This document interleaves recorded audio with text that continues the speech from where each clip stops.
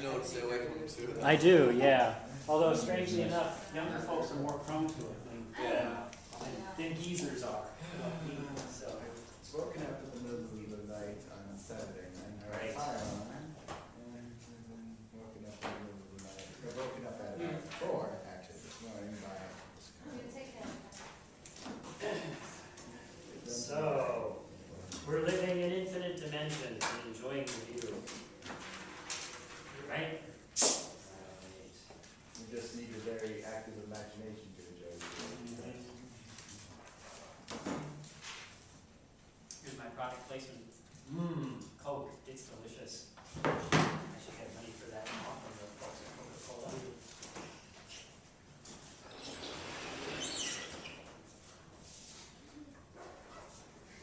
So a reminder of where we were. We said that if we're looking for eigenfunctions of k,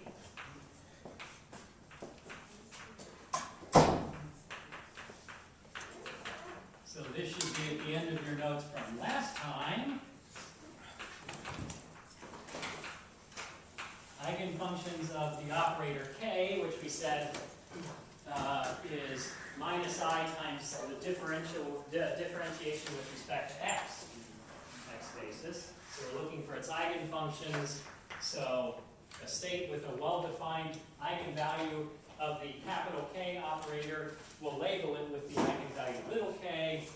And so this says that K operator applied to state labeled with eigenvalue little k is eigenvalue little k times state little k. Ouch. What did you do? Static. What's that? Static? Static? Oh, okay. Electric shock. Oh, I see. Okay. I thought it was like, your hand is going to sleep. No. When I was a kid, when my arm and leg went to sleep, I tried to hit it with a pillow because I figured I could get up. I thought it was literally sleeping. But I was a kid, so I get to think silly things like that when I was a kid. I also thought I'd go down the drain in the bathtub.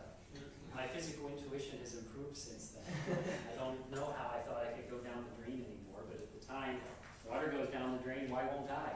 It seemed like airtight logic at the time.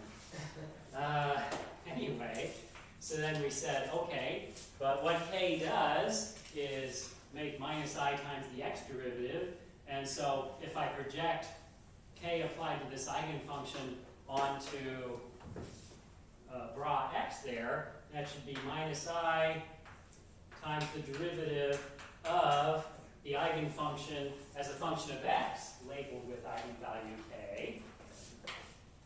Dx is equal to k, and then eigenfunction with eigenvalue k projected onto x is what we call psi sub k of x. And we said, oh look, a differential equation for psi k, for psi sub k, and we said, yeah, we've solved that before 3,407 times and found that psi sub k of x was equal to a e to the I k x. That'll work for any value of a, because if I take minus I times the derivative of psi with respect to x there, I get k times psi, because the derivative with respect to x of this is I k a e to the I k x, and if I multiply that by minus I just get k a e to the I k x, which is k times I k, and so that's our eigenfunction.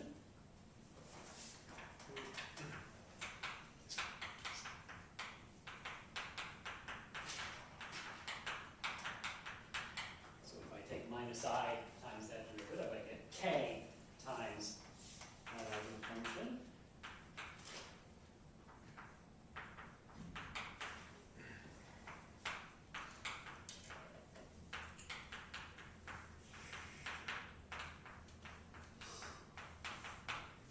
Works out perfectly. Minus I d psi k dx is k psi k of x.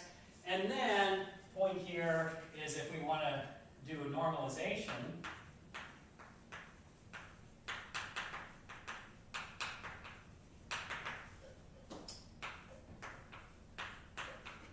well, if we project k prime back onto k, state with eigenvalue k prime back onto state who has eigenvalue k,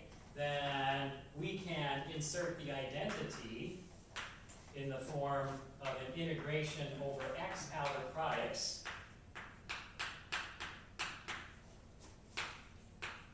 So I inserted the identity in the form of identity operator is integral over x outer products with respect to x. I just inserted that delicious I sandwich into the middle of those two operators, into the middle of those two vectors there, k and k prime. One is a ket, one is a bra. And, well, then we can say, okay, this is psi k prime of x.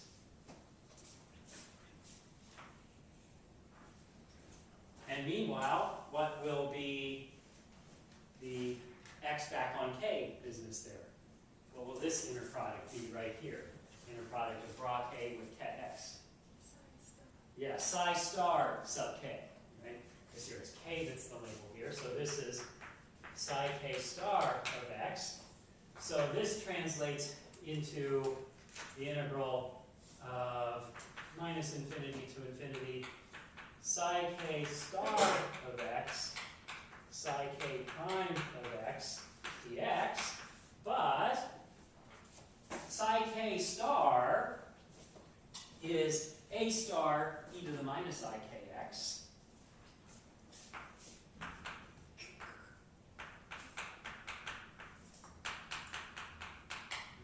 And psi k prime is a e to the I k prime x.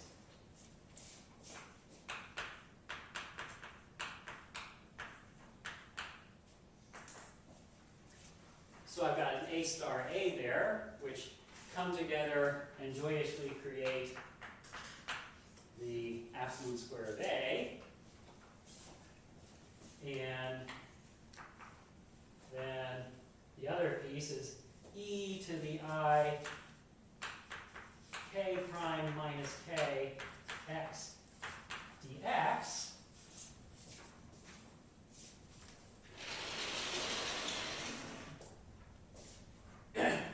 But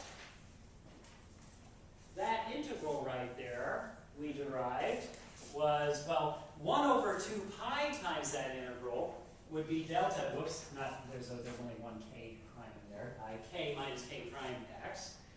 That integral, 1 over 2 pi times that integral we derived last time, should be delta of k minus k prime. So therefore the integral itself is 2 pi times the delta function of k minus k prime.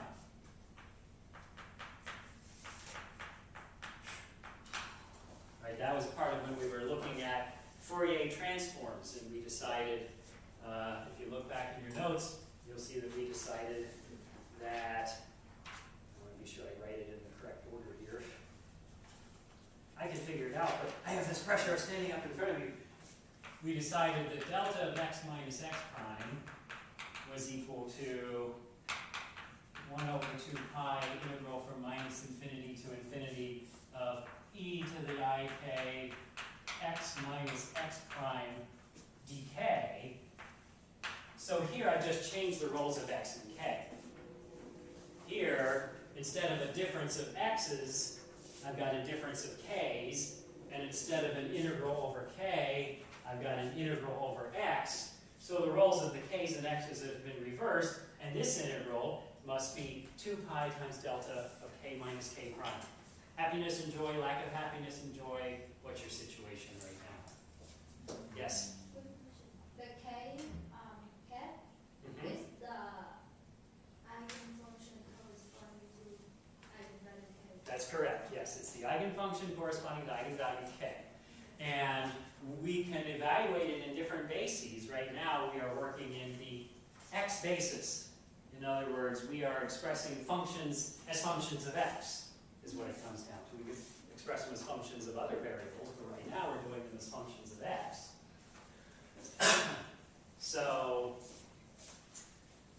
So therefore,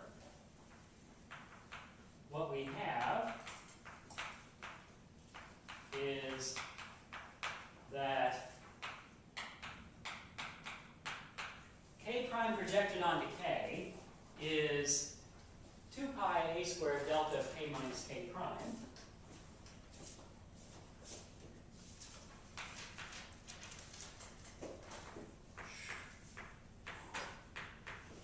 So that projection will be delta of k minus k prime if we set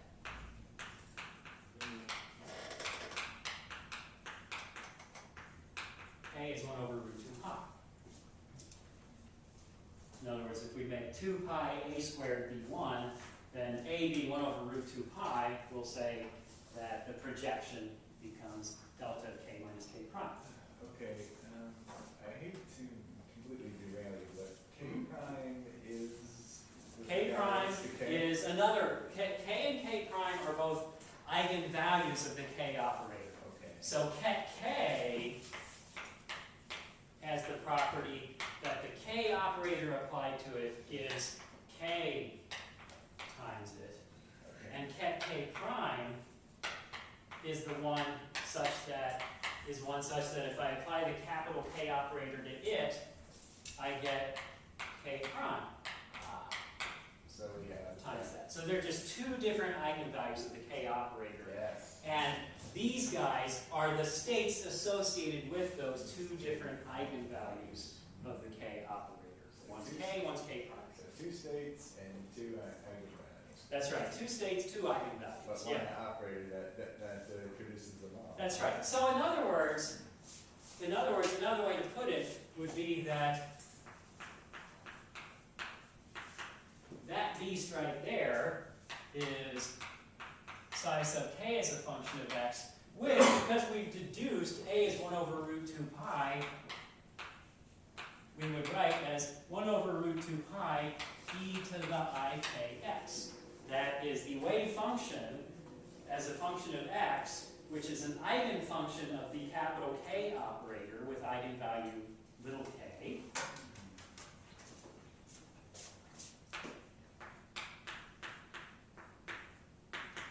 Whereas that beast right there would be psi sub k prime of x, or in other words, 1 over root 2 pi e to the I k prime x.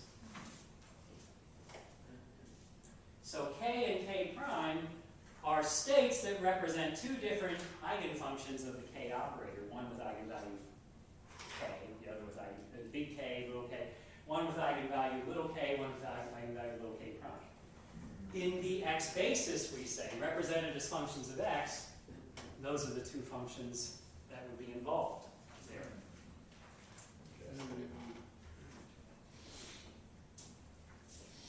So we need 2 states to actually get anywhere with this. Well, if you like, yeah. I mean, we're just using 2 states.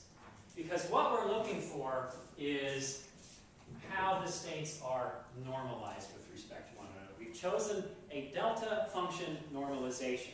Because notice what this is saying then, is that the projection of k prime back onto k is what if k and k prime are not equal to one another? Well, what's delta of k minus k prime if k and k prime are not equal to one another? 0. 0. Yeah, it's equal to 0 when k isn't k prime. And it's equal to what if k is equal to k prime? No, not 1. It's delta of 0, right? Which is Infinity. yeah. But I'm going to go ahead and say it's delta of 0 to indicate, I mean a specific infinity. I mean the delta function evaluated at 0 there. I mean a specific infinity there, so to speak. Okay. In other words, yeah, infinity in quotes. But we mean a specific infinity. In other words, because this function has this property that the integral is 1. Right? So that's additional information. It integrates to 1. It's a delta function, so it integrates to 1. If its range includes 0, of course. Well, here I've made it from minus infinity to infinity. So yeah. Of course it's good. Right. So this is a spike at k is equal to k prime, in other words.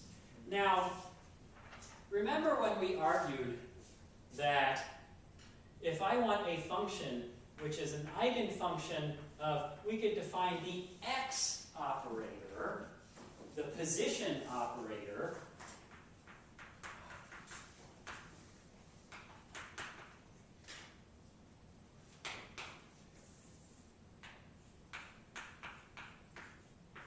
it should have the property that capital X applied to an eigenket with eigenvalue little x should be eigenvalue times eigenket, right?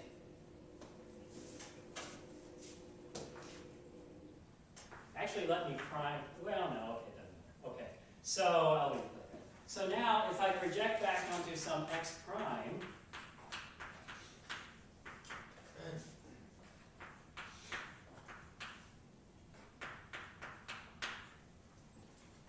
that will be x prime x, like that.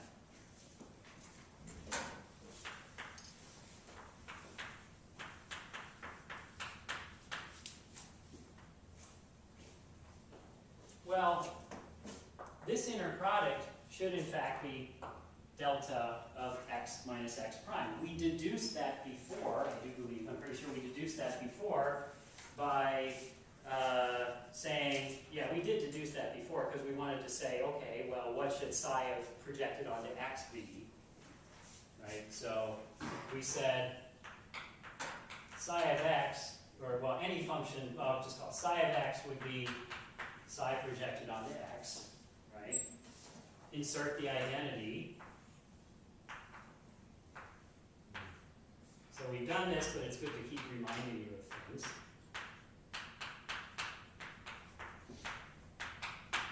So I'll insert the identity as an integral over x prime of outer products.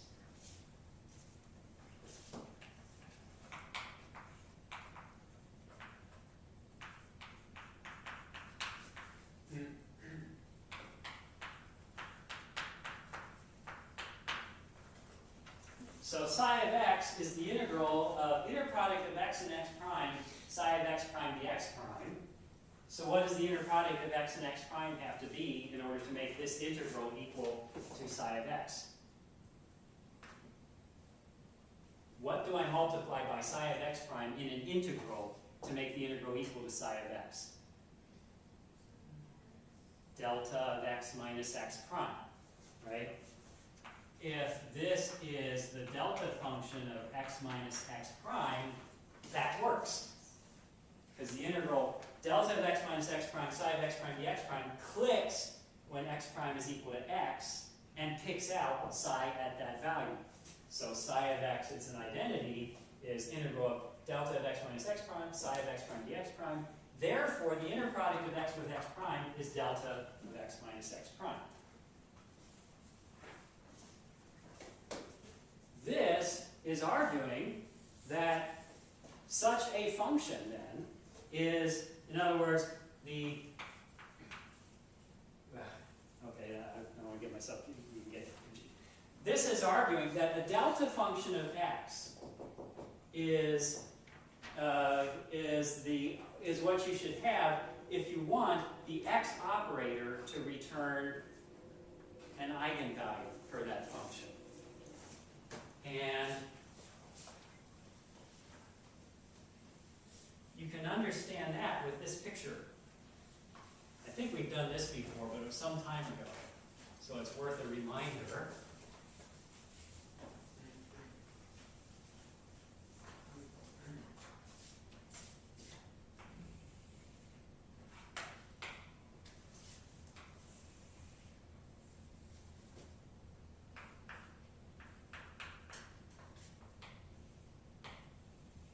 Remember, our model for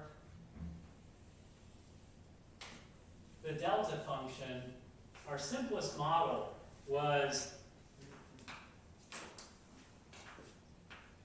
to think of it as a box having, well, we've made it a box of width 2a before, sometimes I've made it a box of width a. I'll make this a box of width 2a, since you did that in a problem. And so what's the height of this box? If its width is 2a and I want this to become the delta function as a goes to 0, so to speak, what's the height of this box? 1 over 2a, because the area of the box has to be 1 because the delta function has an area under the curve equal to 1. So if I make a box whose height is 1 over 2a and whose width is 2a, its area is 1, and if I let a go to 0, this approaches a spike, which is infinite in height and still has area 1. So I can call this like psi sub a of x, and then psi sub a of x approaches delta of x minus x naught as a goes to 0 in an appropriate sense. That's not a literal sense because this doesn't actually have a limit that a mathematician would be happy with, but under an integral sense, this approaches the delta function. That's what we said. That's our model of the delta function.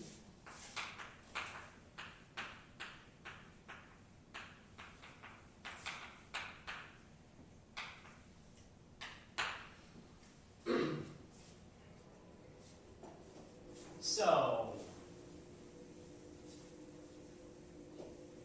what does x psi a of x look like? So if I plot an x psi a of x,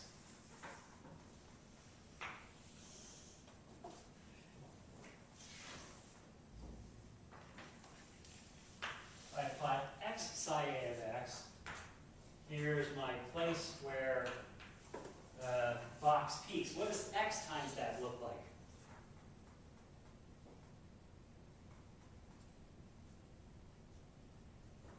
Where is it not 0?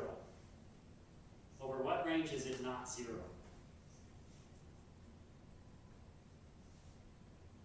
Is it not 0 over a different range than the box itself is not 0? No, right? If I take x times this function, psi a, wherever psi a is 0, x times psi a is also 0. So this is another box of width 2a. The difference is I'm multiplying a value of x which is varying across the box by 1 over 2a up there, right? So in other words, what this is it's a spike which looks like this. The width is still 2a, but at this point right here, in the middle, you've got x naught over 2a being the value of the function. But it's slanted because x is varying over that width, right? So in the middle, it's x over 2a, but it's become a little trapezoid because x is a little smaller on the left side, x is a little bigger on the right side. So x times the x, basically over here it's x over 2a the whole way, right? This is x over 2a. So this we'll come back through the origin down there.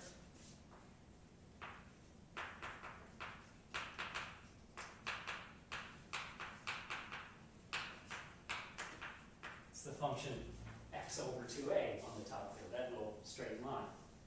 Okay?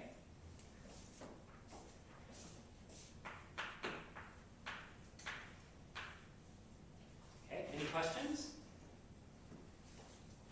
So if I take my box representing a delta spike and I represent it by x, I get another box which is a little different. It's got a slanty top, but it's still of width 2a, and it's still of average height x naught over 2a.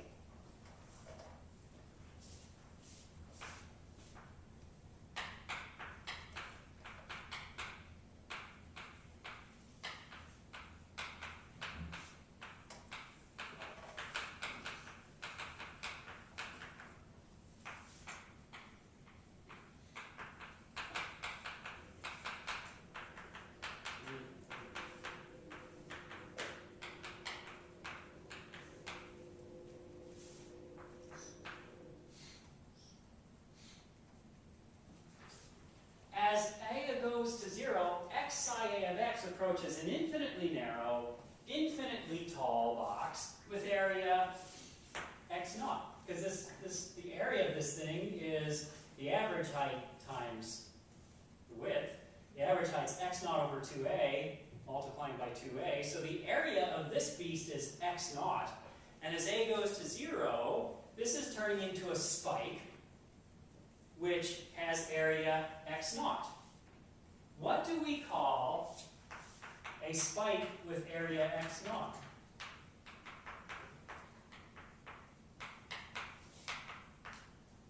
What function is a spike with area x naught? Well, what do we call a spike with what do we call a spike with area 1 that peaks at x naught? So let me get a spike with area x naught at x equals x naught is, well, what do we call a spike with area 1 that spikes up at x equals x naught?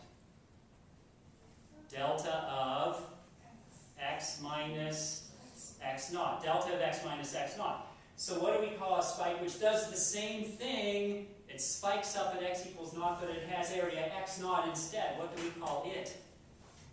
X naught times delta of x naught.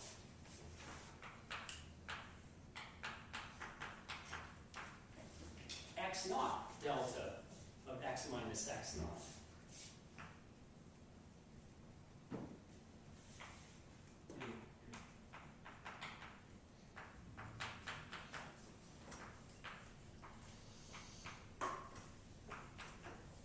So the x naught is giving the area, and delta of x minus naught is telling us it's a spike of area, a spike at x naught, which would have area 1, but then I multiply it by x naught, so the area of that total spike, x naught delta of x minus x naught, is area x naught.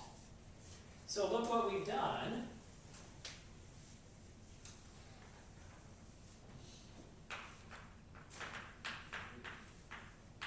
So if I want x psi of x, so multiplication by x, psi of x, and what we should think represents the x operator is multiplication by x in what we call the x basis. If I want that to have eigenvalue x naught, so in other words, I'll think of psi of x naught, of psi sub x naught of x as being an eigenfunction of the x operator with eigenvalue x naught.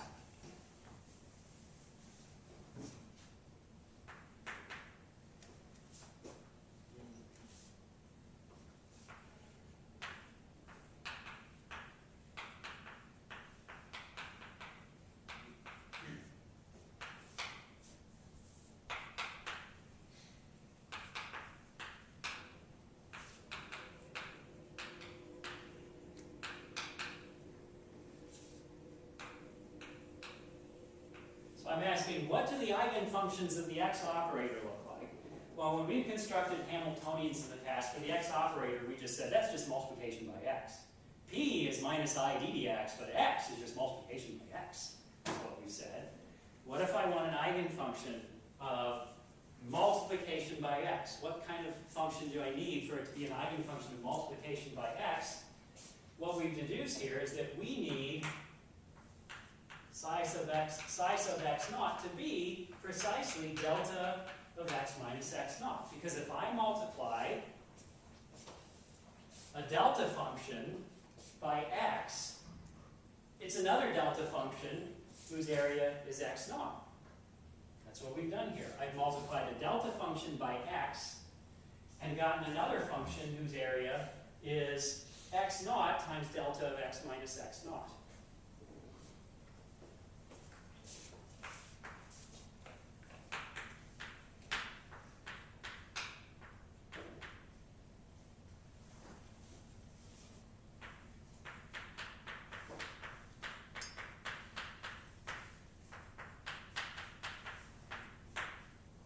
So delta of x minus x naught is an eigenfunction of the x operator with eigenvalue x naught.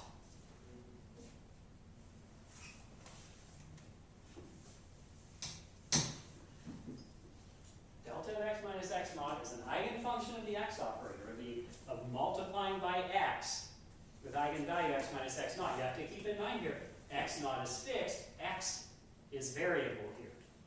I'm letting x be anything, I'm letting x naught be some specific value that I'm holding fixed, that I want to be the eigenvalue. Thinking of this as a particle, what I'm saying is, here's a particle which is guaranteed to be at x equals x naught, because its wave function is 0 everywhere except right at x equals x naught. So that makes sense quantum mechanically. This would be a particle which is definitely at x equals x naught because psi is 0 anywhere else but at x equals x naught.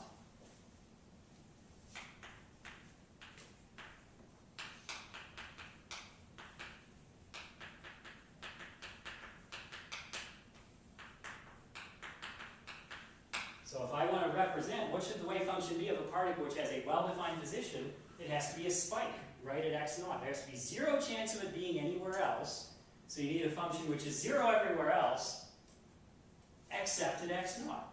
And it's got to be infinite at x naught. It's got a spike there because, remember, psi squared dx is the probability density. So that means that if I integrate over any narrow interval containing x naught, I'm going to find the particle. Any other narrow interval not containing x naught, I'm not going to find the particle.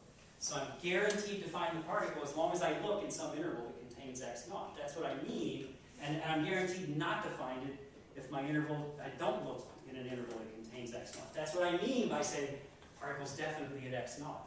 Because I'm sure to find it if I look in that range that contains x naught. I'm sure not to find it if I look in a range that doesn't contain x naught. Questions? So, notice that we have something similar here in that we said that eigenfunctions of x look like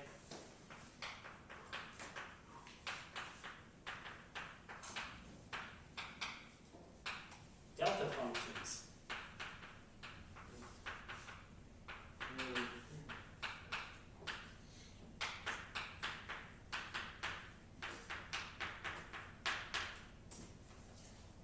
If I take some eigenfunction of x with eigenvalue x prime, project back onto some arbitrary draw corresponding to eigenfunction x, we got delta of x minus x prime. So this is saying eigenfunctions of x are delta functions of x. And similarly, we also deduced above that k prime was a delta function.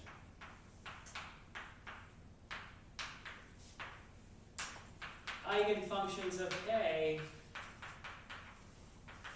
are also delta functions, written as functions of k. We deduced that the inner product of k prime with k is delta of k minus k prime, if we normalize to the Dirac delta function. Which suggests that in the k basis, quote unquote, in the basis consisting of eigenfunctions of k, the k operator is simply multiplication by k. Just like the x operator is multiplication by x in the x basis. And we're about to formalize that. So, any questions? This is definitely look it over on your own time and get it to soak in kind of material here. This is something that you have to look at more than once to fully appreciate all of its implications.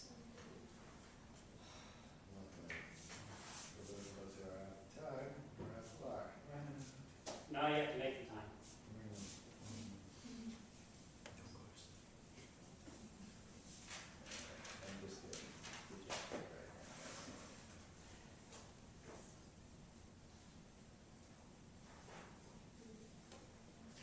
There's also the, come talk to me about it more. There's that too. That's how I take it. Sure. Everything. Well, I just remind you of stuff.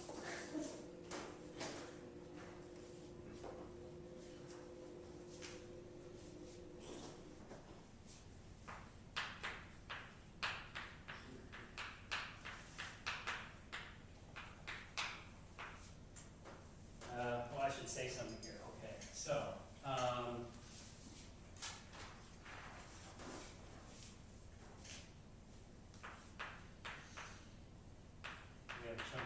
is K Hermitian? Is that operator, minus I ddx in the x space, is Hermitian? Well, so remember that for hermiticity, we saw this hermiticity condition.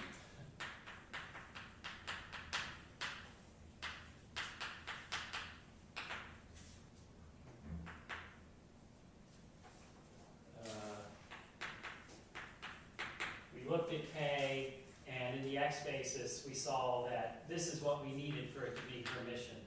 That for any pair of functions, f and g, we needed it to be true that minus I g star of x, f of x, evaluated between our limits a and b, whatever they may be, plus I integral from a to b, f of x,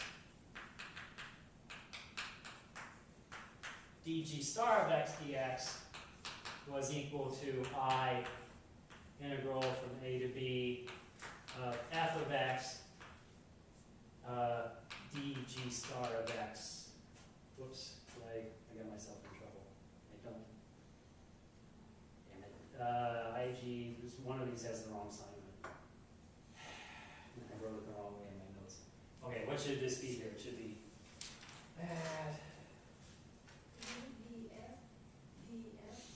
yeah, let's see. It's F, I think this should be F star dg dx.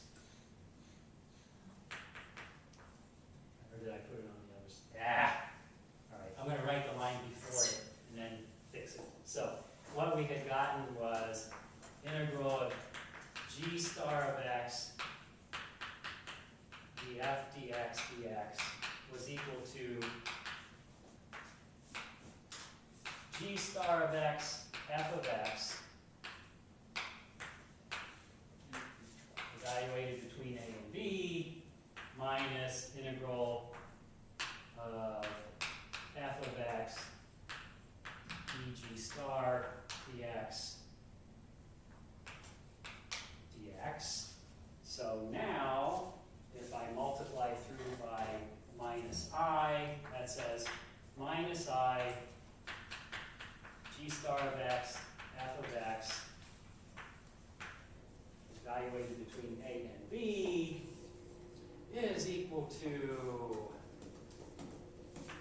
I put a minus I over here, so it becomes a plus I over here, plus I integral from a to b, g star of x, df dx, dx, minus I a b f of x dg star dx. So this came from the other day when we were trying to see if the operator minus I ddx was Hermitian or not.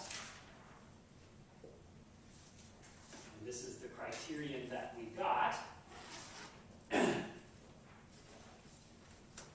So the question is, what we needed, what will make this relationship true? First of all, any questions about this? I meant to multiply by minus I, so I multiplied by minus I here. Oh yeah, okay, so then I take, so this has a minus, so this should have, okay, so this has a minus I, that has a plus I, right? Yeah, okay. That has a minus I, that has a plus I. Okay, very good. Yes, that's what I meant.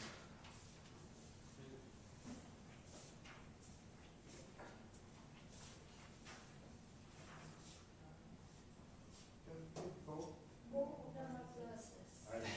No, they're both minuses. I hate it when that happens. I multiplied by minus I right here. This has a minus I. This has a plus I. Oh. This I took over here. You just make the both the pluses. Okay. No, both on the right hand side need to be minus. If the one on the left hand side is also minus. Yeah, both of them. Yeah. Because It that's just the have to have the same sign. Yeah. That's all. Yeah. Okay. All right.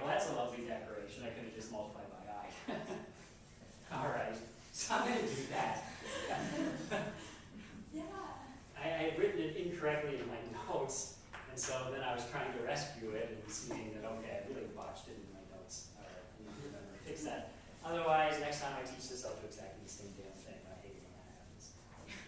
All right. So, this is the hermiticity condition.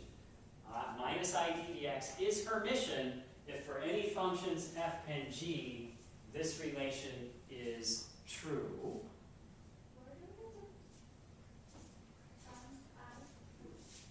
Because the operator that we're dealing with is, well, that's why I multiplied it by minus I there. The operator we're dealing with is minus I ddx. So that's why I multiplied by minus I, because here I don't have i's in there. I was just putting df dx in there, dg dx. So if I put in a minus I, yeah, I'm actually going to put it back. Just stop it. I'm actually putting it back because, see, this is what, I'll remind you, what does it mean for an operator to be Hermitian? If an operator is Hermitian, if K is Hermitian, what's true about K dagger? It's K. Yeah, if K is Hermitian, K dagger is equal to K, right? So, if K is Hermitian, then I better remind you of where all this came from, okay? If K is Hermitian, it should be true that if I do this, that inner product right there, G inner product with capital K inner product with F. We did this, but you know it's been Thursday, so you don't remember anymore probably. That should be, don't do that. That should be inner product of ket G with the ket, which represents K applied to ket F. That should be, turn it around,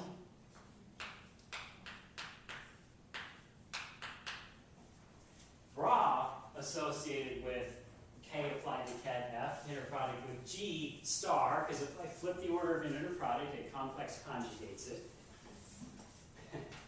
That should be, if K is Hermitian, then I can pull it out. Well, in general, K pulls out as K dagger when it's in a bra. So this would be, in general, F K dagger G star. But if K is Hermitian, K and K dagger are the same thing. So this should be F K G star. So for any F and G, it should be true that GKF is FKG star if K is Hermitian. That's my criterion. In general, it's FK dagger G star, but if it's Hermitian, K dagger and K are the same operator, so you get FKG star.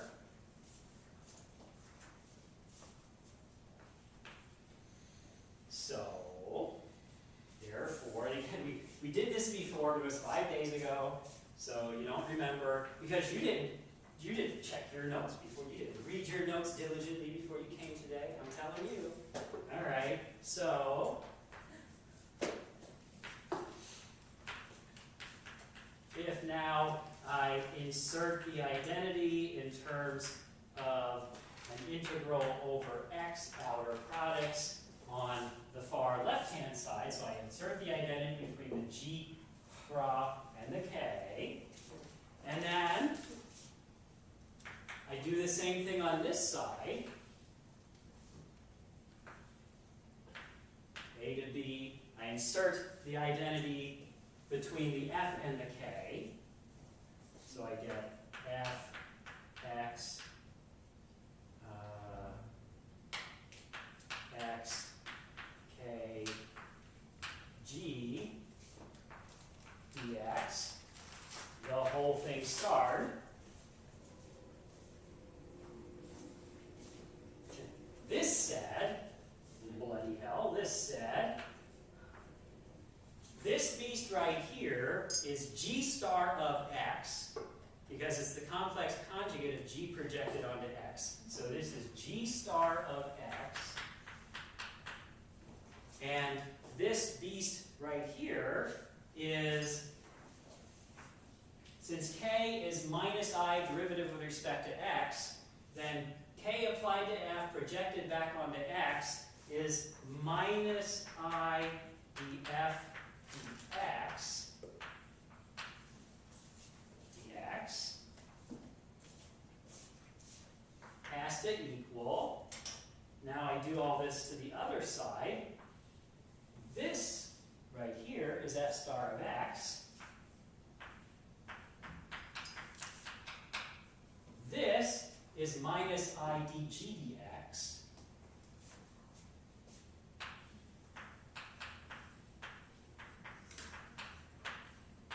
Dx. The whole thing star.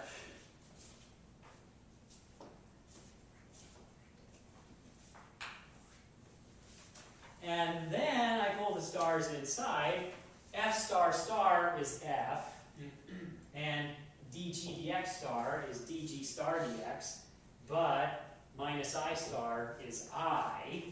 So this thing turns into I integral from a to b of f of x dg star dx dx. So if k is Hermitian, this integral is equal to this integral if k is Hermitian. So that's what we need for k to be Hermitian. And then we'll take a break, but I'll point out, so then we know we can pick one of these and integrate by parts, right? So here I can take this minus I to the outside, right? Minus I integral a to b g star of x df dx dx has to equal plus I f of x dg star dx dx. If I integrate by parts, I move the derivative to the other side and change the sign. So far, so good. That's exactly how these are related to one another, but there's also a boundary term when you integrate by parts. And so our condition for hermiticity is the boundary term needs to go away so that these two integrals are, in fact, equal to one another. This is our quest, which we'll do after break.